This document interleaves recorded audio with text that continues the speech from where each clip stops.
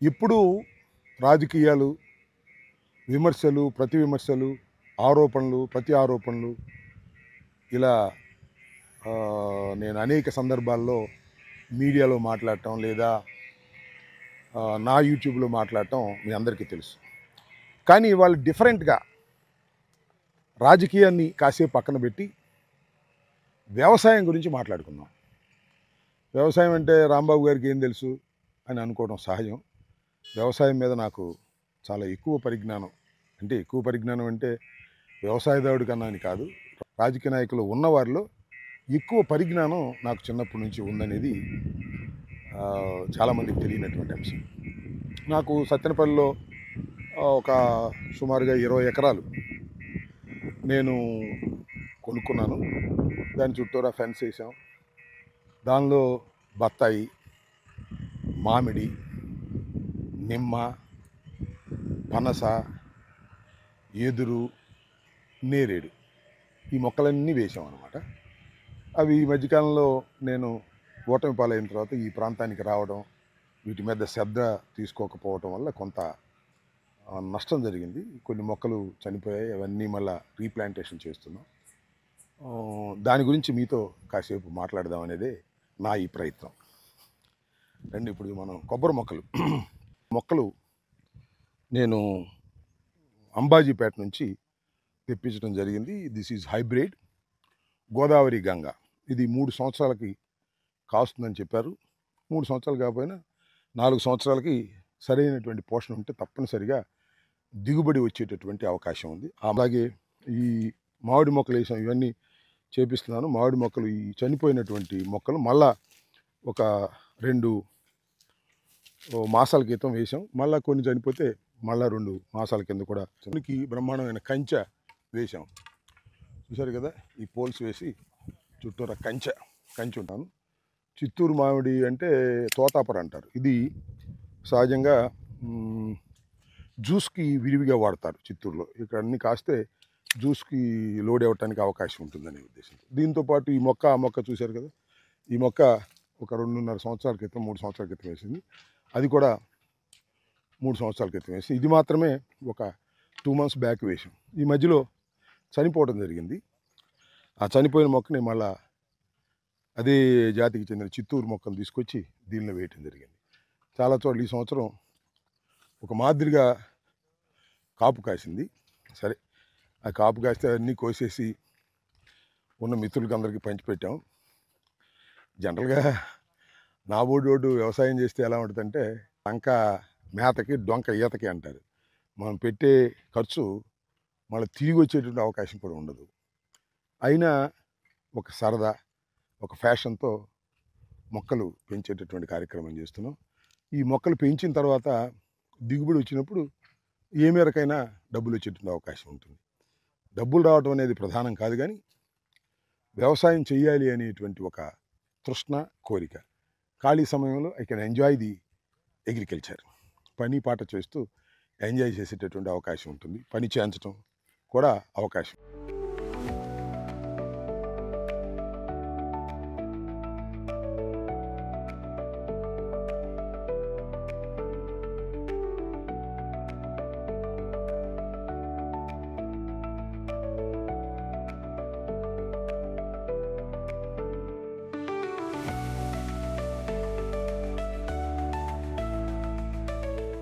ఈ చెట్టు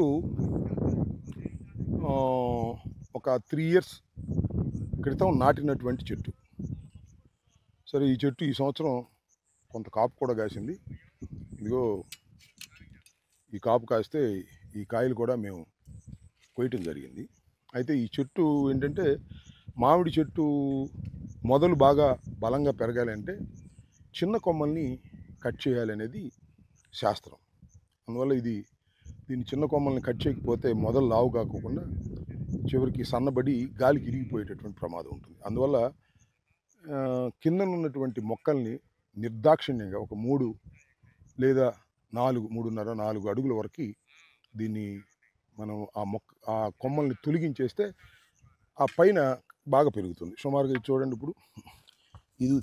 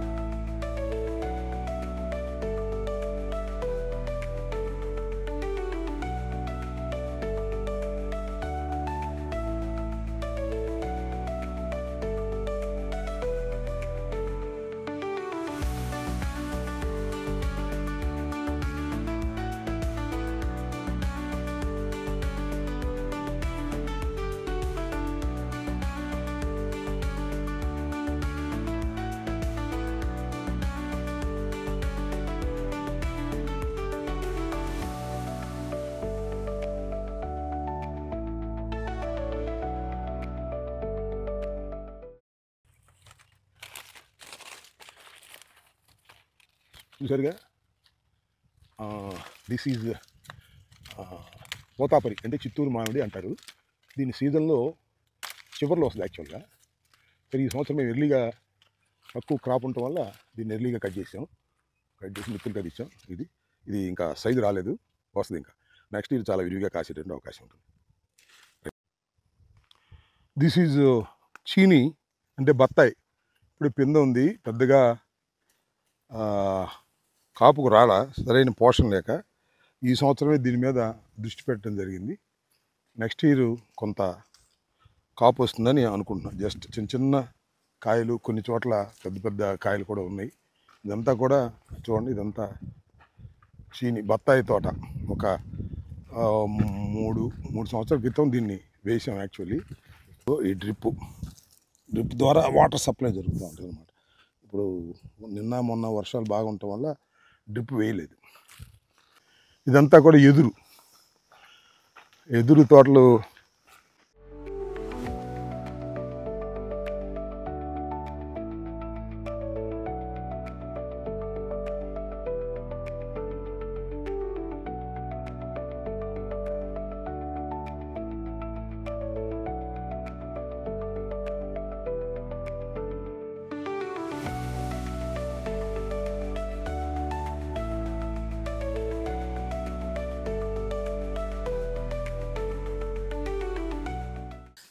ఇదిగో డ్రిప్.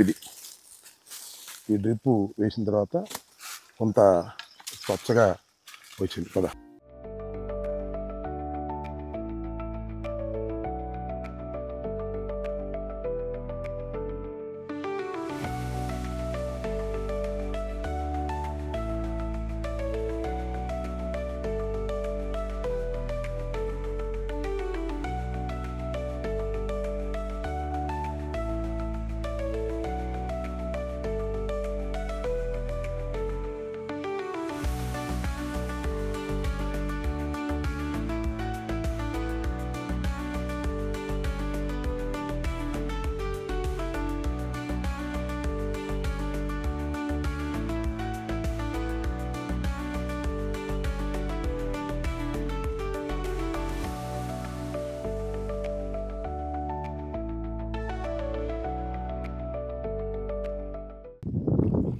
తోటలో ఉన్న